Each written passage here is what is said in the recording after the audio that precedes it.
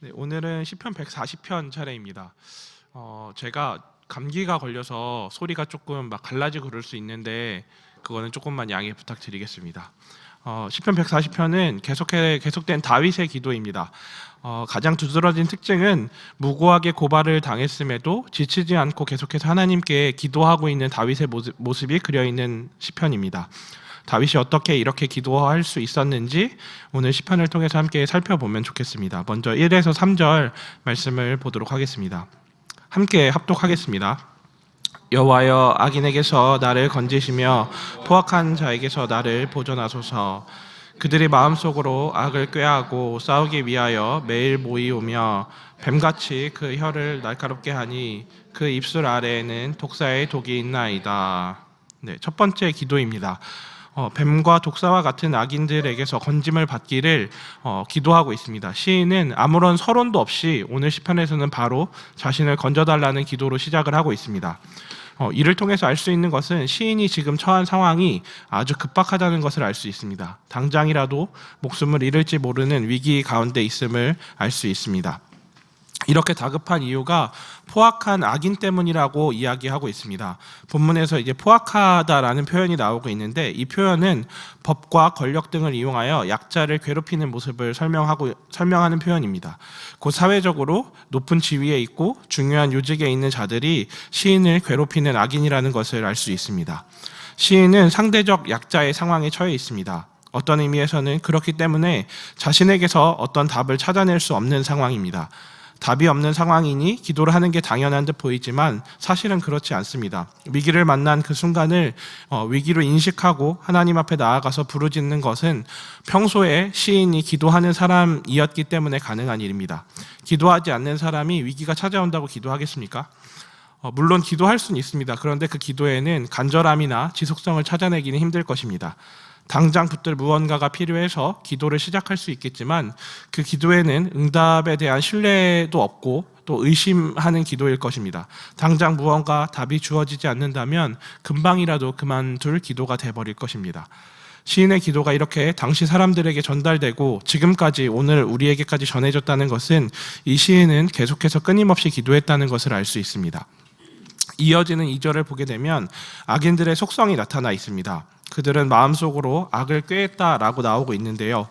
우발적이고 충동적으로 악을 행한 것이 아니라 아주 의도적으로 계획적으로 악을 행했다는 것을 뜻합니다.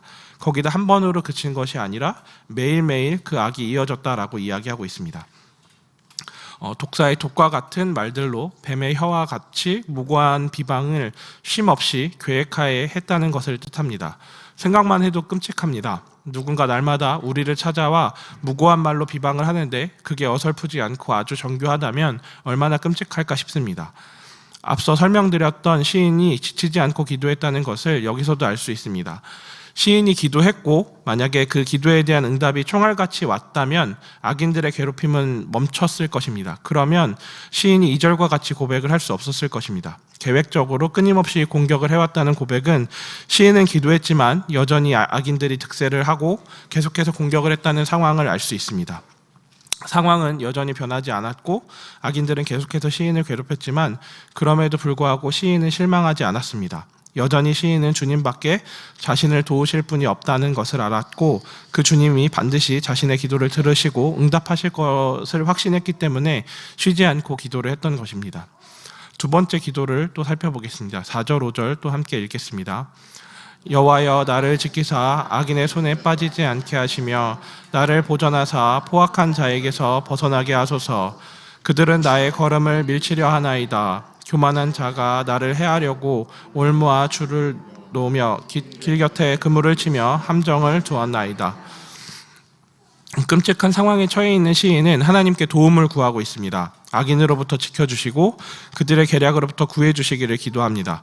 앞서 살펴봤던 것처럼 계획적으로 끊임없이 시인을 공격하려 했던 악인들이 방법에 있어서도 아주 잔인한 모습을 보입니다. 4절을 보게 되면 걸음을 밀치려 한다라는 표현이 나오고 있습니다. 이 표현은 뒤에서 밀어서 넘어뜨리는 것을 의미했습니다. 대처하지 못할 때 공격을 함으로 가장 고통스럽게 만들려는 의도가 잘 드러나 있습니다. 예상치 못한 공격이 가장 마음을 어렵게 하는 건 누구나 다 잘 알고 있는 사실입니다.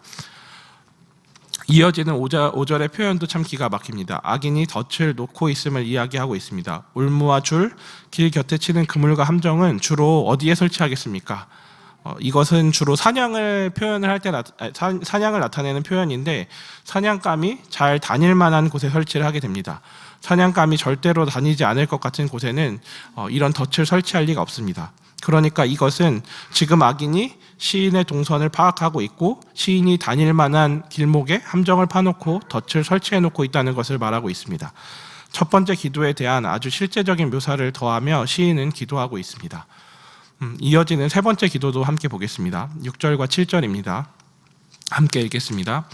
내가 여호와께 말하기를 주는 나의 하나님이시니 여호와여 나의 간구하는 소리에 귀를 기울이소서 하였나이다. 내 구원의 능력이신 주 여호와여 전쟁의 날에 주께서 내 머리를 가려주셨나이다. 시인의 기도는 악인들의 공격으로부터 지켜주심으로 이어집니다. 특별히 전쟁 장면의 심상을 가지고 와서 자신의 투구가 되어주시는 분으로 주님을 그리고 있습니다. 시인은 기도를 이렇게 시작하고 있습니다. 내가 여호와께 말하기를 이라고 시작을 하고 있습니다. 내가 여호와께 말하기를 이라고 고백하고 있는 시인의 고백은 하나님의 들으심을 전제로 하고 있습니다. 들어주는 분이 계시기 때문에 말하고 있다는 것을 뜻합니다. 자신의 기도를 들어주실 하나님이 계시기 때문에 기도한다는 것을 의미합니다. 주님이 듣고 계신다 생각하면 중언부언하는 기도가 될 수 없습니다. 대화 상대가 있을 때 우리는 대화에 신경을 쓰게 되어 있습니다. 상대방이 흥미없어하는 따분한 주제를 선택을 하고 상대방이 관심이 없는 줄도 알고 있으면서 시종일관 그 이야기를 한다면 그 관계는 계속해서 자연스럽게 이어지기는 어려운 관계가 되어질 것입니다. 더 이상 만나고 싶지 않은 만남이 될 것입니다. 기도가 하나님과의 대화로 연결되려면 시인과 같이 분명히 하나님이 내 기도를 들어주시는 분으로 생각해야 합니다. 이 확신이 없다면 그건 기도라고 할 수 없습니다. 우리의 기도는 어떤지 돌아보게 됩니다. 기도가 우리 편에서의 일방적인 말하기가 되어서는 안 됩니다. 기도가 상호적인 것인 이유가 여기에 있습니다. 하나님이 듣고 계시기 때문에, 하나님이 들어주시기 때문에 우리는 기도를 할 수 있습니다. 하나님과 친밀하고 긴밀하게 이야기를 주고받듯이 기도할 수 있습니다. 7절에도 이어지는 7절에도 신앙 고백이 나타나고 있습니다. 6절에서 하나님의 들으심을 전제로 가지고 있던 시인의 고백이 이번에는 기도를 들어주시는 그 주님이 능력이 있으신 분이라고 말하고 있습니다. 능력이신 주님이 전쟁의 날에 자신의 머리를 가려주는 투구가 되어주신다고 말하고 있습니다. 지금껏 보인 악인에 대한 설명을 보면 굉장히 치밀하고 끈질기다는 느낌이 들었습니다. 그렇기 때문에 시인이 정말 고통 중에 있을 수밖에 없다는 것을 알 수 있었습니다. 그런데 그 고통과 고난을 이길 수 있는 이유가 하나님의 구원의 능력이시기 때문이라고 시인은 고백하고 있는 것입니다.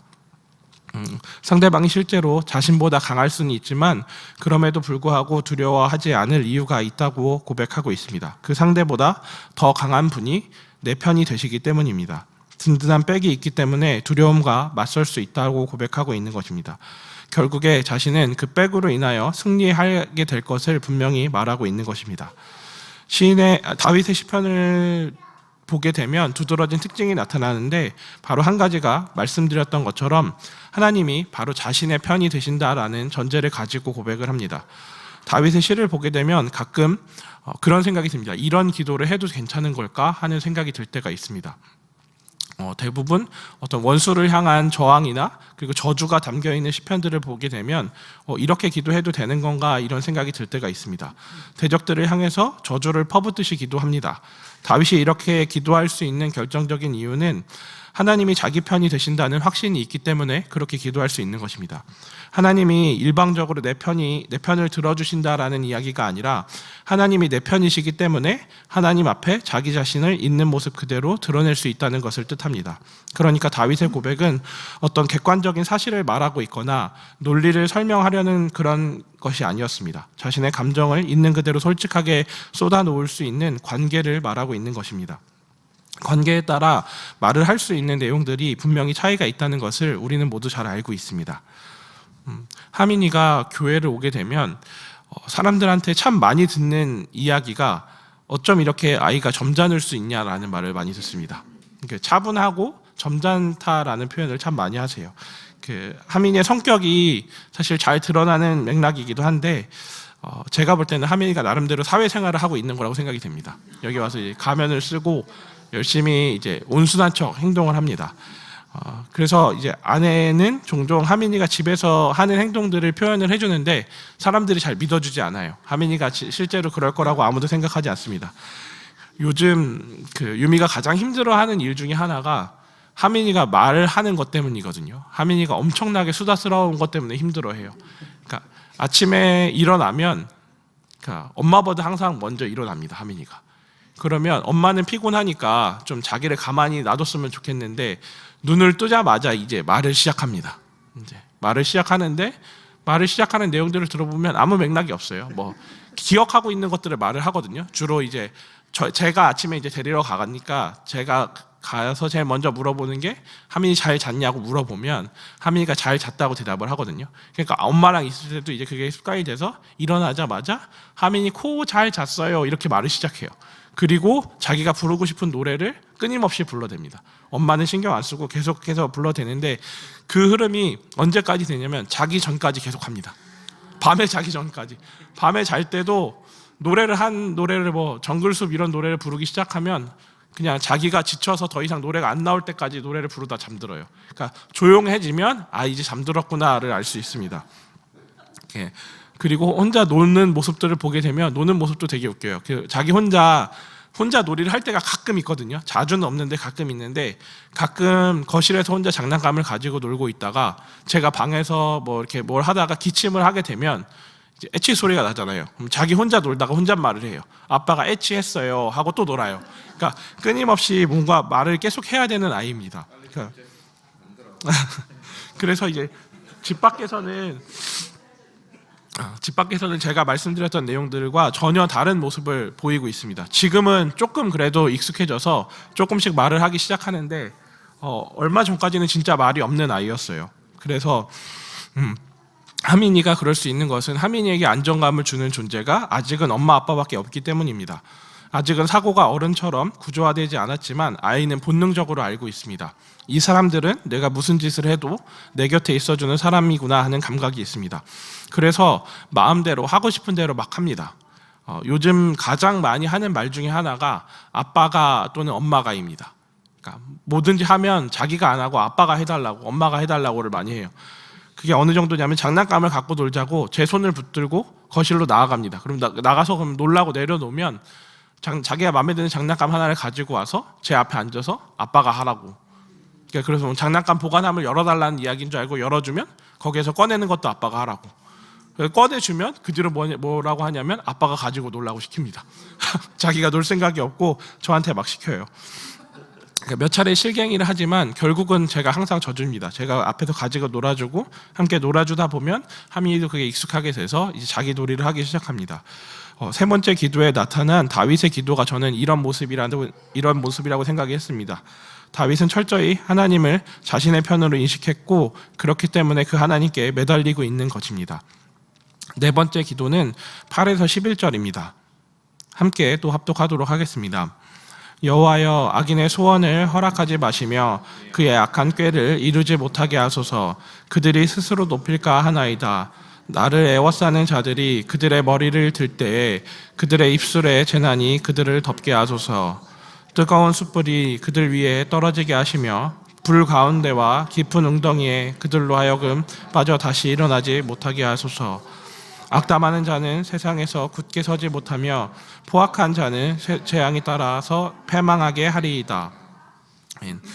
악인 곧 원수의 패망을 기원하는 기도를 하고 있습니다. 8절에는 악인들의 계획이 실패로 돌아가길 기도하는 조금은 수동적인 자세를 보이지만 9절에 가면 반전이 나타납니다.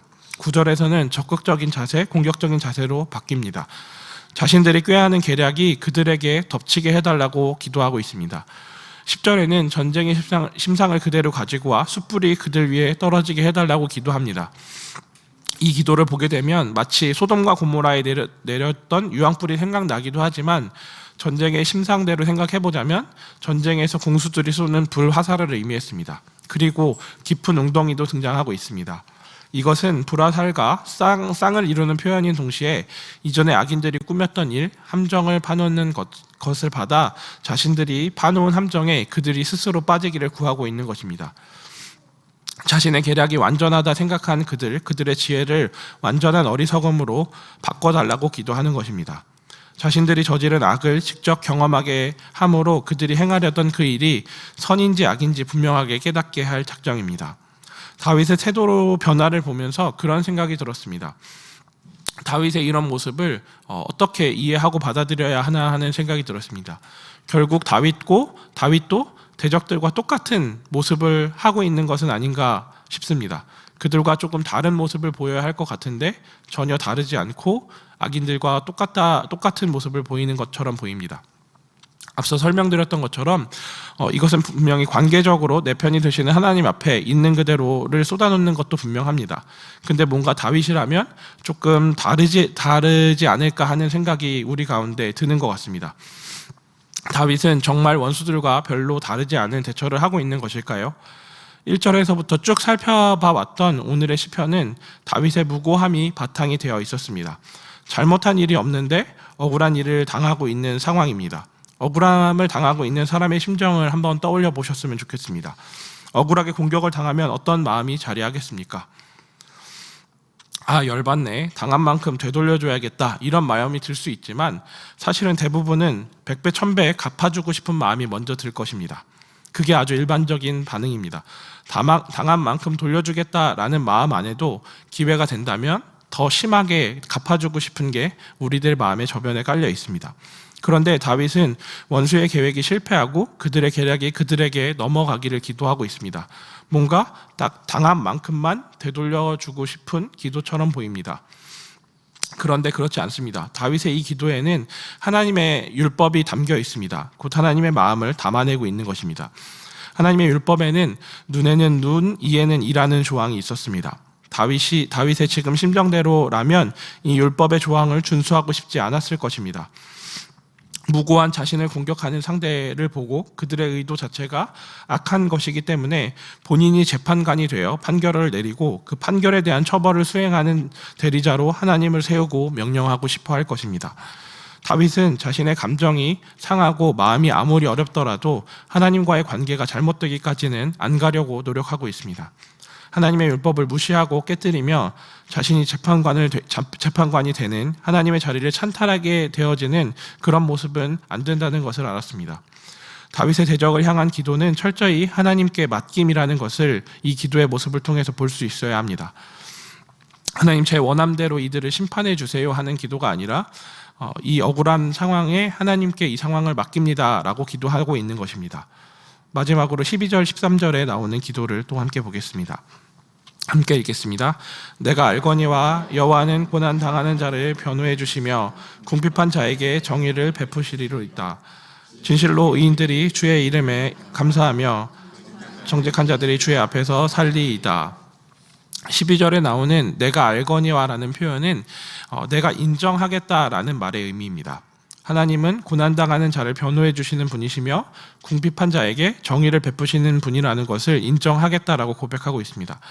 고난을 받는 동안 이 사실에 대해서 확신을 못할 수도 있고 망설였던 순간이 있었을 수도 있지만 시인은 기도를 하며 자신의 생각을 정리하고 있는 것입니다. 기도를 통해서 하나님에 대해서 더욱 알게 되고 더욱 신뢰하게 되었다라는 것을 고백하고 있습니다. 당장 눈앞에 어떤 결과가 나타나지 않는다 하더라도 기다릴 수 있는 이유가 바로 여기에 있습니다. 주님께서 반드시 자신을 변호해 주실 것이고 그리고 정의를 베풀어 주실 것이기 때문입니다. 기도를 통해 이렇게 정리가 되는 일이 저는 큰 축복이라고 생각합니다. 왜냐하면 이러한 경험은 우리로 하여금 더 기도하게 만들어주기 때문입니다. 하나님으로 인해 자신의 변화가 찾아오는 것을 경험한 사람은 그 하나님을 더욱더 갈망하게 되어 있습니다. 하나님을 경험하는 삶이 복된 이유가 바로 여기에 있습니다. 주님을 더욱 사모하게 되는 데 있습니다. 기도를 하는 사람이 더 많이 기도하게 되어 있습니다. 마지막 13절에는 악인과 의인의 결정적인 차이를 보여주고 있는 장면이라고 생각을 했습니다. 악인은 시종일관 자신의 이익을 위해서 자기만을 위한 일을 고집합니다. 동맹조차 계속될 수 없습니다. 자신의 이익과 위배되는 어느 순간이 오면 동맹을 맺었던 이들을 얼마든지 버리고 갈라설 것이 뻔합니다. 유대나 교제에 있어서는 희생은 사실은 아주 필수적인 요소입니다. 자기 부인이나 희생 없이는 공동체가 제대로 설 수 없습니다. 일방적으로 어느 한쪽만 쭉 손해를 보듯 그렇게 되어서는 안 되겠지만 결국 누군가의 희생은 공동체를 유기적으로 만들게 해줍니다. 시인의 마지막 기도는 자신의 승리를 확신하며 고백하고 있는 듯하지만 동시에 의인들과 정직한 사람들의 이야기를 하며 끝을 맺고 있습니다. 이것이 분명히 공동체적 메시지를 전하고 있는 시인의 마음이 담겨있는 내용이라고 생각이 됐습니다. 악인과는 달리 시인은 자신의 승리가 거기서 끝이 나는 것이 아니라 같은 처지에 있는 이들을 생각하고 그들과 함께하기를 소망하고 있는 것입니다. 의인들과 정직한 사람들은 곧 자신과 같은 악인들의 먹잇감으로 있는 사람들을 의미했습니다. 악인의 행복은 항상 자기 자신만을 위해 존재했지만 다윗의 행복은 다른 누군가와 함께 있음에 있었습니다. 원수로부터 구원을 바란 다윗의 기도는 곧 하나님의 사랑을 구하는 것이었습니다. 그리고 하나님을 향한 사랑을 고백하는 것이었습니다. 아마 다윗이 하나님의 마음에 합한 사람이라는 평가를 받은 이유가 그의 기도에는 항상 하나님의 사랑이 중심에 있었기 때문이었던 것 같습니다. 하나님을 사랑한다면 그분을 따라 살기를 소망하게 되기 때문입니다.